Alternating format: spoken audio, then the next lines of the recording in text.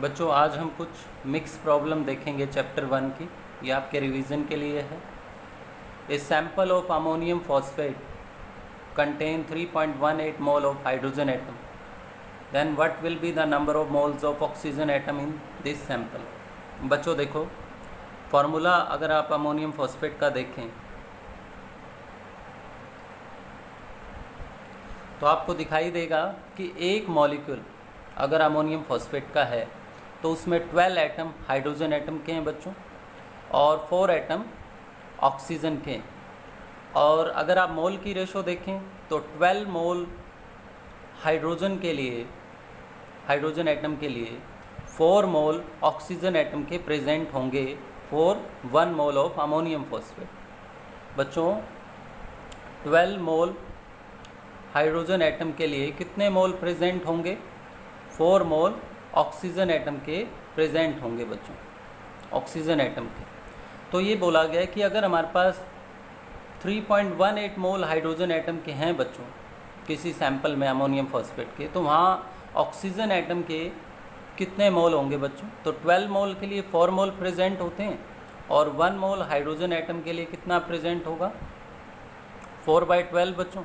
Oxygen atom के कितने मोल होंगे? 4/12। और 3.18 मोल हाइड्रोजन एटम के लिए कितने प्रेजेंट होंगे ऑक्सीजन एटम के मोल बच्चों? 4/12 इंटू 3.18। तो इसे आप सोल्व करेंगे ना बच्चों, तो आपके पास ये आ जाएगा 1.06 मोल। ठीक है।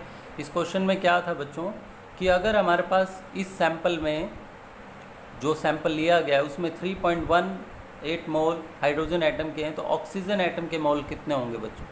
तो वो हमारे को दिखाई दे रहा है बच्चों कि रेशो क्या है इस फॉर्मूले में? 12:4 की रेशो है बच्चों। 12 अगर मोल हाइड्रोजन एटम के होंगे ना, तो 4 मोल ऑक्सीजन एटम के प्रेजेंट होंगे। तो उस हिसाब से हमने कर लिया है 3.18 मोल हाइड्रोजन एटम के लिए ऑक्सीजन एटम के मोल कितने होंगे? 1.06।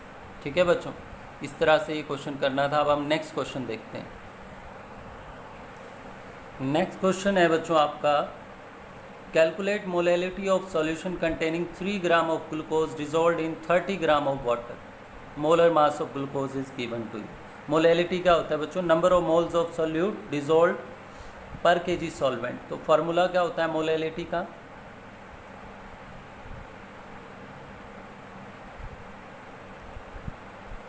ग्राम में बच्चों, वेट ऑफ सॉल्वेंट, क्योंकि 1000 हमने यूज़ कर लिया।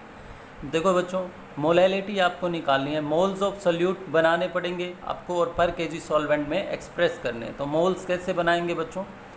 जो वेट कम है वो सॉल्यूट का, ठीक है, ग्लूकोज 3 ग्राम।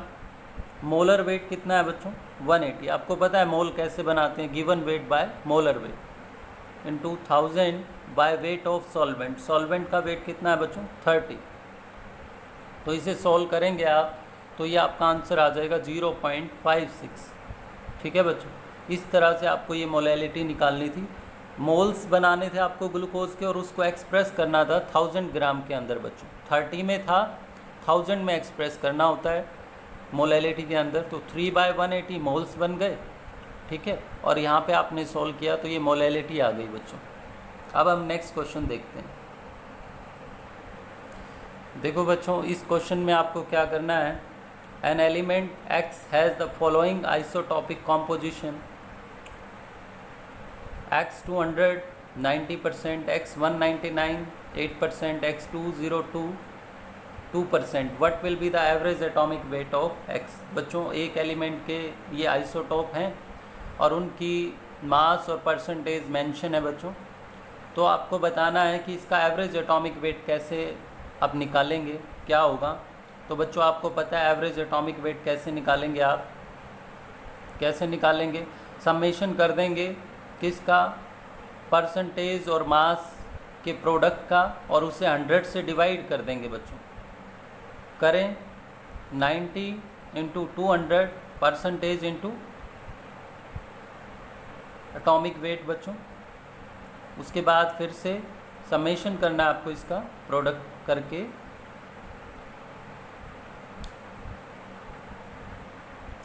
2 इंटू 202 और 100 से डिवाइड करना है बच्चों। ये फार्मूला था हमारा कि A1 P1 plus A2 P2 plus A3 P3, ठीक है। ऐसे करके जितने भी आपके पास आइसोटॉप मेंशन है उनमें आपको सबका समेशन करना है बच्चों, परसेंटेज और मास के प्रोडक्ट का, और 100 से डिवाइड करना है बच्चों। इसे आप सोल्व करेंगे, आपके पास एवरेज एटॉमिक वेट आएगा, अगर आप इसे सोल्व करें तो 200 आएगा बच्चों, 200 AMU। आपका आंसर क्या होगा? 200 AMU। अब हम नेक्स्ट क्वेश्चन देखते हैं बच्चों। What will be the volume occupied by 1 molecule of water. तो आपको बताना है एक मॉलिक्यूल का जो वॉल्यूम है बच्चों वो कितना होगा वाटर का।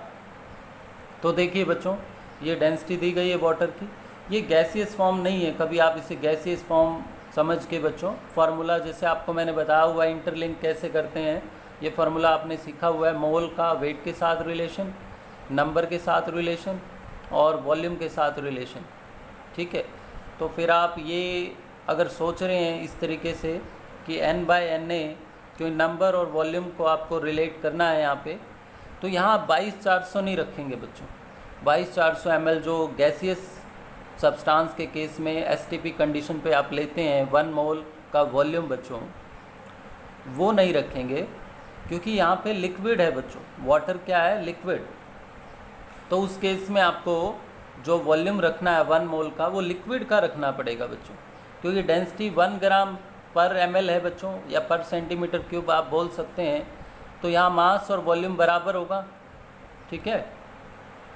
डेंसिटी मास बाय वॉल्यूम होती है ना, तो अगर 1 है तो मास और वॉल्यूम क्या होगा बच्चों? इक्वल होगा। तो देखो 1 मोल का जो हमारे को पता है बच्चों वेट कितना होता है वाटर का?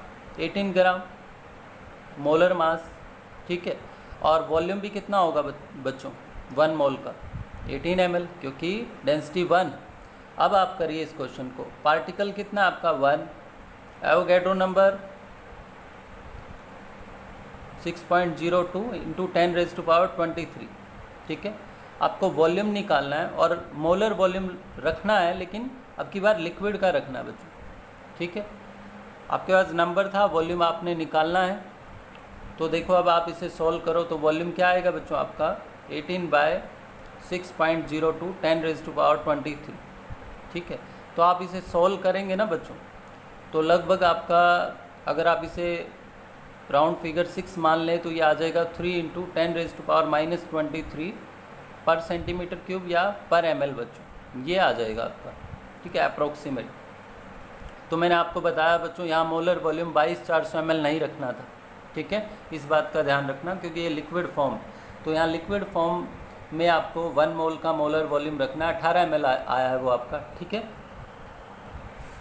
बच्चों। अब इस क्वेश्चन में देखो, the maximum number of molecule present in, आपसे पूछा गया है कि इन चारों में से मैक्सिमम नंबर मॉलिक्यूल्स का किस में? 15 litre hydrogen gas STP, 5 litre N2 gas at STP, 0.5 gram H2 gas, 10 gram O2 gas हैं। तो बच्चों सारे के सारे मॉलिकुलर सब्सटेंस, तो आपको ये बताने मॉलिक्यूल किस में मैक्सिमम है। तो बच्चों आपको पता है कि जो पार्टिकल्स का नंबर है वो नंबर ऑफ मोल्स के डायरेक्टली होता है और सभी मॉलिकुलर हैं। तो अगर हम इन सब के मोल निकाल लें ना, तो जिसके मोल ज़्यादा आएंगे बच्चों उसके अंदर मॉलिक्यूल भी ज़्यादा होंगे। मॉलिक्यूल काउंट करने की बजाय इनके मोल बनाना आपको लिए ईजी रहेगा और तुरंत आपको पता चल जाएगा कि मॉलिक्यूल किस में ज़्यादा। देखो बच्चों, अगर आप पहले हाइड्रोजन गैस के मोल बनाएं, मोल ऑफ हाइड्रोजन गैस कितना होगा? 15/22.4, क्योंकि मोल और वॉल्यूम का रिलेशन आप जानते हैं बच्चों। ये फार्मूला आपने जो अभी सीखा था, N बराबर है W/m, N/Na, V/Vm, इसका आपको पूरी यूनिट में जैसे इस्तेमाल करना आना चाहिए, ठीक है। मोल और वॉल्यूम का रिलेशन है N/V/Vm। तो यहाँ से ये मोल आपके हाइड्रोजन के बन जाएंगे। नेक्स्ट केस में आपको नाइट्रोजन के मोल बनाने हैं बच्चों, तो 5/22.4 लीटर। उसके बाद यहाँ वेट से मोल बनाने हैं आपको, ये H2 गैस दिया हुआ है, वेट से मोल बनाने बच्चों 0.5/2, ठीक है, given weight by molar wait. उसके बाद आपका फोर्थ है बच्चों मोल ऑफ ऑक्सीजन, आप काउंट करें गिवन वेट, क्योंकि वेट से मोल बनाने, वेट का और मोल का रिलेशन देख लीजिए आप 32। अब आप देखिए बच्चों, चारों के मोल आपके सामने हैं। आप इसे देखें ना, अगर सोल्व करें तो ये 1/3 के करीब, ये 1/4, ये भी 1/5 के करीब, और ये 2/3। सबसे ज़्यादा मोल जो है ना आपके, वो यहाँ पर है बच्चों, 15 लीटर हाइड्रोजन गैस के केस में। तो सबसे ज़्यादा मॉलिक्यूल किस में होंगे बच्चों? इसी में होंगे, यानी आपका ऑप्शन ए करेक्ट है बच्चों। ठीक है, इस तरह का कभी भी कोई क्वेश्चन आए ना कि मैक्सिमम पार्टिकल किस में है, तो आप मोल काउंट कर लें बच्चों। ठीक है, और जिसके मोल ज़्यादा उसमें मॉलिक्यूल ज़्यादा बच्चों। अब हम नेक्स्ट क्वेश्चन देखते हैं। What will be the number of atoms in 0.1 mole tetra atomic gas? बच्चों आपसे नंबर ऑफ एटम पूछे गए हैं 0.1 मोल टेट्रा एटॉमिक गैस, मतलब आपसे पार्टिकल पूछे गए हैं। लेकिन पहले ये देखिए किस फॉर्म में है, ये तो मॉलिकुलर फॉर्म में है। तो आपको पता है नंबर और मोल का क्या रिलेशन है बच्चों। ठीक है, पहले आप उसी फॉर्म में पार्टिकल निकाल लें जिस फॉर्म में सब्सटेंस गिवन। तो n कितना है बच्चों? मोल कितने हैं? 0.1। और नंबर ऑफ पार्टिकल्स आप मॉलिकुलर फॉर्म में ही निकाल लें पहले, तो बाद में आप, क्योंकि एक बार मॉलिकुलर सब्सटेंस दिया हो बच्चों, उसके बाद आपको अगर atom, electron, proton, neutron count करने हैं तो आप कन्वर्ट कर सकते हैं। देखना कैसे। यहाँ से आपके पास आ गया बच्चों नंबर ऑफ पार्टिकल्स, यानी x4 कितनी बार है ये आ जाएगा आपके पास 6.02 इंटू 10⁻23 इंटू 0.1। इसे सॉल्व करेंगे तो ये आ जाएगा बच्चों आपका 6.02 10⁻22। अभी ये आ गया बच्चों मॉलिक्यूल आ गया ये तो आपका। अब आपको पता है एक मॉलिक्यूल x4 में कितनी बार एटम है? 4 बार एटम है ना। तो इसको अगर एटम बनाने हैं आपको, तो आप क्या करें, मॉलिक्यूल में 4 टाइम है एक मॉलिक्यूल में, तो 4 से मल्टीप्लाई कर दें आप इस नंबर को, 4 इंटू 6.02 10⁻22। ठीक है बच्चों, इसे सॉल्व करेंगे आप तो 24.08 10⁻22 इतने एटम आ जाएंगे बच्चों। यूँ करके भी लिख सकते हैं आप इसे। ठीक है, तो ये आपका आंसर है बच्चों। ठीक है, पहले आप उसी फॉर्म में पार्टिकल निकाल लिया कीजिए जिस फॉर्म में वो दिया, उसके बाद आप उसे आगे अगर कन्वर्ट करना है तो कर लें, इलेक्ट्रॉन, प्रोटॉन, न्यूट्रॉन, एटम में, तो आप कर सकते हैं बच्चों। ठीक है, इस तरह से आपको प्रोसीड करना है बच्चों। इस क्वेश्चन में देखो, haemoglobin contain 0.334% of iron by weight, molecular weight of haemoglobin is 67200 atomic mass unit, unified mass. The number of iron atom present in 1 molecule of haemoglobin. आपको ये बताना है बच्चों, एक मॉलिक्यूल हीमोग्लोबिन में कितने एटम आयरन के प्रेजेंट हैं। तो देखो बच्चों, सबसे पहले तो आप ये पता करो ना कि हीमोग्लोबिन का जो मॉलिकुलर वेट दिया है एक मॉलिक्यूल का, उसमें आयरन कितना वेट है। पहले तो ये चेक करते हैं आयरन का वेट कितना उसमें। तो देखो बच्चों, परसेंटेज कितनी आयरन की? 0.334%। तो देखो अगर 100 एटॉमिक मास यूनिट हीमोग्लोबिन की हैं तो उसमें 0.334 आपका आयरन है। ठीक है, atomic mass unit of iron. तो अब आप देखिए एक एटॉमिक मास यूनिट में कितना होगा ये, और 67,200 है बच्चों, 67200। इसमें आप देखिए आयरन का वेट कितना आता है, ये आएगा आपका लगभग बच्चों 224.4। ठीक है, ये आ गया। अब पता चल गया बच्चों ये हमारा आयरन का वेट है टोटल एक हीमोग्लोबिन के मॉलिक्यूल में। अब हमारे को ये बताना है कि आयरन के एटम कितने हैं बच्चों। 1 आयरन एटम का वेट है 56 एटॉमिक मास यूनिट, और टोटल वेट कितना दिया आयरन का? 224। ठीक है, तो अब आप निकाल लीजिए। देखो 56 एटॉमिक मास यूनिट में एक एटम आपका प्रेजेंट होता है, तो 1 एटॉमिक मास यूनिट में 1/56, और 224 में कितने होंगे बच्चों? इसे आप सोल्व कर लीजिए। तो ये लगभग आपका जो है बच्चों ये आ जाएगा 4। ठीक है, तो 1 मॉलिक्यूल में कितने एटम होंगे हीमोग्लोबिन में? 4 आयरन एटम होंगे बच्चों। इस तरह से पहले मैंने क्या किया बच्चों, 67200 जो आपका हीमोग्लोबिन मॉलिक्यूल का वेट था उसमें पता किया आयरन का टोटल वेट कितना है। ठीक है। तो 56 के लिए 1 आयरन एटम प्रेजेंट है, तो 224 के लिए कितने प्रेजेंट होंगे बच्चों? 4। इस तरह से ऐसे क्वेश्चन को आपको प्रोसीड करना है। अब हम नेक्स्ट क्वेश्चन देखते हैं बच्चों। In the reaction sulfur dioxide with oxygen forming SO3 sulfur trioxide, if 1 mole of SO2 1 mole O2 are made to react, then number of SO3 mole form। आपको ये बताना है कि अगर एक एक मोल दोनों का लिया जाए बच्चों तो SO3 के मोल कितने बनेंगे। बच्चों इस रिएक्शन में आपको 2 रिएक्टेंट का अमाउंट गिवन है, आप पहले चेक कर लीजिए कि लिमिटिंग रिएजेंट कौन सा है या दोनों हैं, उसका पता करिए। कैसे? जो आपके पास मोल है ना बच्चों, 1 मोल लिया गया है, 1 मोल SO2 और 1 मोल आपका O2 का है। तो अगर आपको लिमिटिंग का पता करना होता है, मैंने आपको बताया था कि आप उसको स्टोइकोमेट्रिक कोफिशिएंट से डिवाइड कर दें इनके, और जो वैल्यू कम आएगी वो लिमिटिंग होगी बच्चों। तो ये हो जाएगा आपका SO2 का 1/2 और O2 का हो जाएगा 1/1। तो अब आपको पता चल गया होगा जिसके मोल आपको यहाँ कम दिखाई दे रहे हैं, ये आपका लिमिटिंग है बच्चों। ये क्या है? लिमिटिंग है। तो अब आप एक्सेस वाले को छोड़ दें और लिमिटिंग के हिसाब से आप जो है प्रोडक्ट डिसाइड करें। ठीक है? कैसे किया? 1 मोल था ना बच्चों, तो SO2 को उसके स्टोइकोमेट्रिक कोफिशिएंट से डिवाइड कर दिया और ऑक्सीजन वाले को उसके। तो ये देखो जो कम आया वो लिमिटिंग है, यानी SO2 हमारा क्या है? लिमिटिंग रिएजेंट है, लिमिटिंग रिएजेंट। अब देखते हैं क्वेश्चन क्या पूछा है कि कितने मोल SO3 के बनेंगे। अब ये दिखाई दे रहा है बच्चों, इसके 2 मोल की फॉर्मेशन करते हैं। ठीक है? 2 मोल SO2 2 मोल SO3 की फॉर्मेशन करते हैं। ठीक है? तो 1 मोल लिया गया है ना SO2 का, क्योंकि उसको तो देखना नहीं, वो एक्सेस है। तो 1 मोल से कितना बनेगा बच्चों? 2/2। तो आप देख लीजिए 1 मोल SO3 की फॉर्मेशन होगी। यहाँ पे आपका आंसर कितना आएगा? 1 मोल SO3 विल बी फॉर्म। ठीक है? तो ये चीज़ आपको ध्यान रखनी है। पहले तो लिमिटिंग आपको पता करना आना चाहिए, उसके बाद आप सीधा देख सकते हैं रिएक्शन से यूनिटरी मेथड लगाकर। ठीक है? अब हम नेक्स्ट क्वेश्चन देखते हैं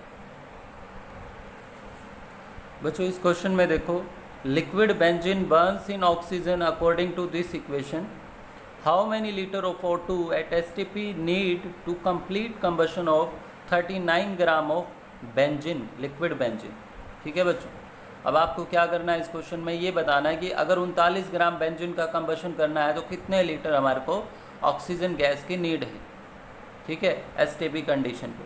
अब रिएक्शन 2 ये बताती है बच्चों कि 2 मोल के लिए इसके 15 मोल की नीड है, लेकिन यहाँ रिलेशन आपसे वेट और वॉल्यूम का पूछा गया है। तो आप मोल को, इसका तो वेट गिवन है तो वेट में कन्वर्ट करिए, और इसका वॉल्यूम पूछा गया है तो मोल को वॉल्यूम में बदलिए।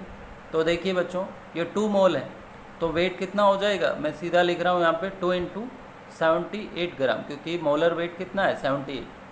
ठीक है? और लीटर में 15 मोल है ना, तो लीटर में कितना हो जाएगा कि 1 मोल का 22.4 लीटर होता है बच्चों एट STP। अब आपको रिएक्शन से ही दिखाई दे रहा है कि इसके 2 × 78 ग्राम के लिए इसकी रिक्वायरमेंट कितनी है? 15 × 22.4 लीटर। तो अब आपको ये बताना था कि 39 ग्राम लिक्विड बेंजीन के लिए कितने की नीड रहेगी।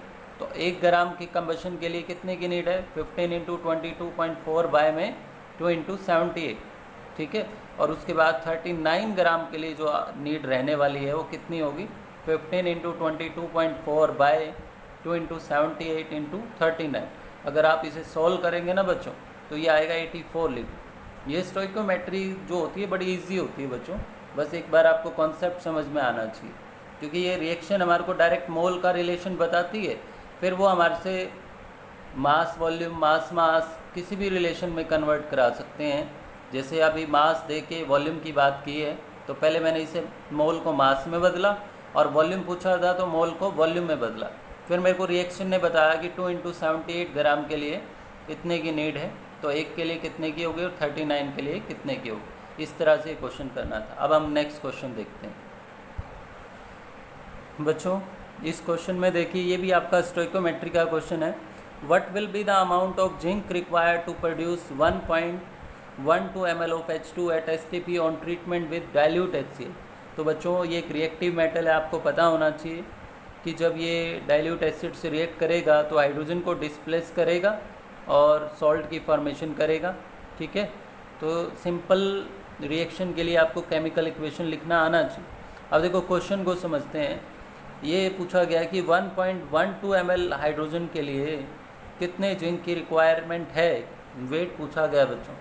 तो अब आप देखिए बच्चों यहाँ पे कि हमारे को रिएक्शन क्या बताती है, इसका वॉल्यूम वॉल्यूम दिया गया बच्चों। इस वॉल्यूम के लिए कितने वेट जिंक की रिक्वायरमेंट है। अब रिएक्शन में देखते हैं बच्चों कि इसके 1 मोल के लिए उसके 1 मोल की रिक्वायरमेंट है, लेकिन वॉल्यूम दिया गया है तो वॉल्यूम में कन्वर्ट करो 22,400। ठीक है, 1 मोल में जो वॉल्यूम होगा एट STP। अब ये देखिए इसका वेट पूछा गया तो आप इसे वेट में कन्वर्ट करो एक बार। 1 मोल यानी 65 ग्राम, ये दिया हुआ है बच्चों एटॉमिक वेट।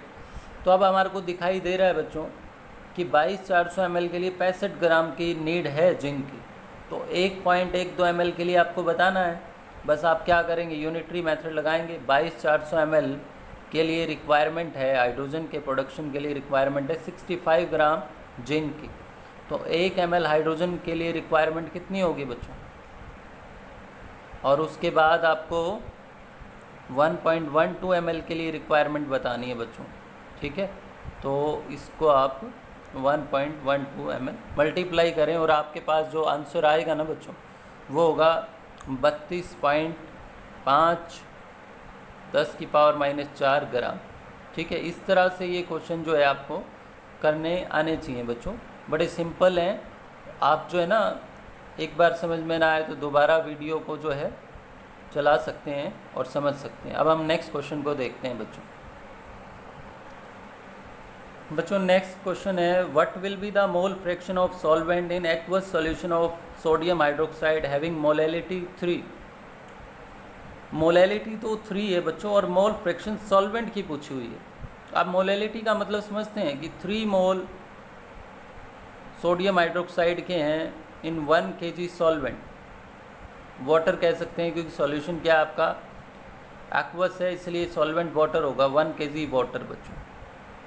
अब आपसे क्या पूछा हुआ है कि मोलैलिटी तो दे रखी है, मोल फ्रैक्शन पूछा हुआ।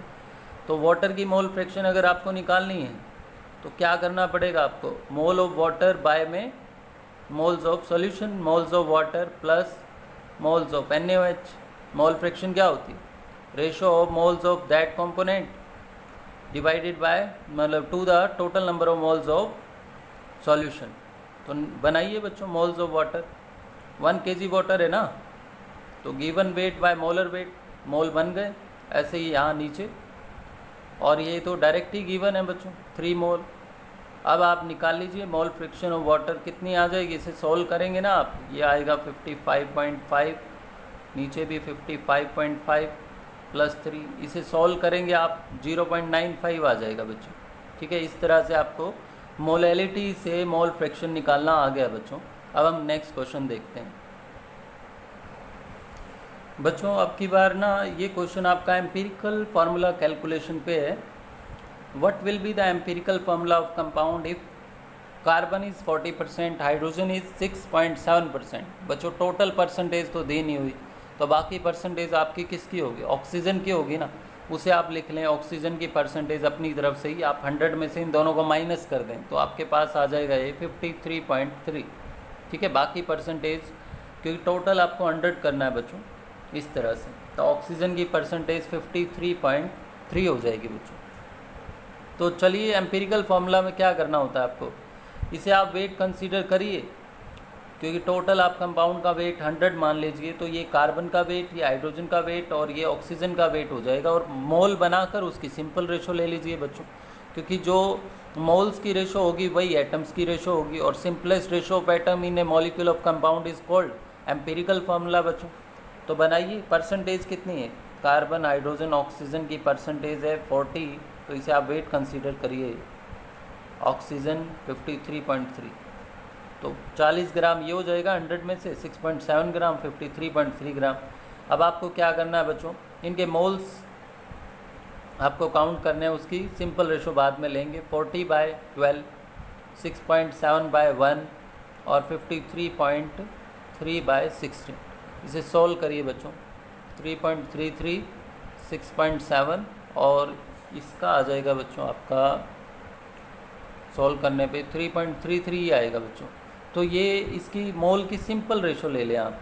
सिंपल रेशो कैसे लेते हैं, सबसे कम जो वैल्यू आई है मोल्स की उससे डिवाइड कर दें सबको। 3.33 बाय 3.33 1, 6.7 बाय 3.33, तो ये लगभग आपका 2 आ जाएगा बच्चों। और ये 3.33 बाय 3.33 ये आ गया आपका 1। ठीक है बच्चों, तो ये जो आपकी रेशो आई है ना 1:1, यही आपका क्या इंडिकेट करती है, एम्पिरिकल फार्मूला, कार्बन 1 के लिए हाइड्रोजन 2 ऑक्सीजन 1, तो ये फार्मूला हो गया आपका CH2O। ठीक है, इस तरह से आपका एम्पिरिकल फार्मूला निकालना आना चाहिए। ठीक है, अब हम नेक्स्ट क्वेश्चन देखते हैं। If the percentage of selenium in peroxidase enzyme, atomic weight given है सेलेनियम का 78.4, if percentage selenium is 0.5% by weight in peroxidase enzyme, then what will be the minimum molecular weight of peroxidase anhydrous enzyme? बच्चों आपको यहाँ पे ना एक element की percentage दे रखी है और आपसे पूछा गया है कि जिस मॉलिक्यूल में एंजाइम में प्रेजेंट है उस मॉलिक्यूल का या उस कंपाउंड का मॉलिक्यूलर मास क्या होगा बच्चों। तो आपको पता है बच्चों परसेंटेज आप किसी एलिमेंट की कैसे निकालते हैं, परसेंटेज ऑफ एलिमेंट क्या होता है आपको पता है, mass of that element in compound molecule.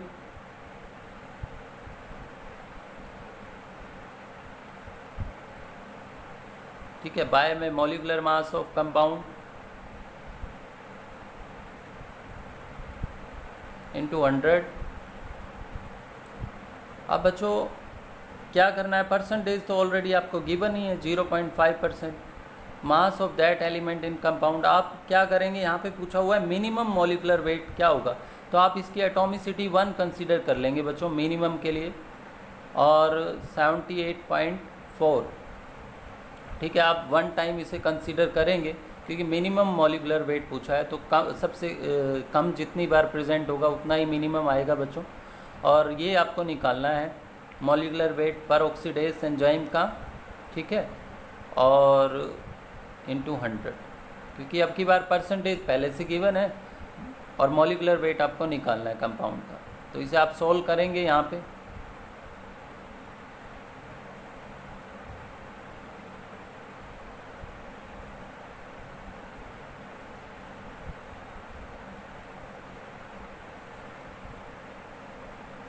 तो ये सोल्व करने पे बच्चों आपका आ जाएगा 1.568 इंटू 10⁻⁴।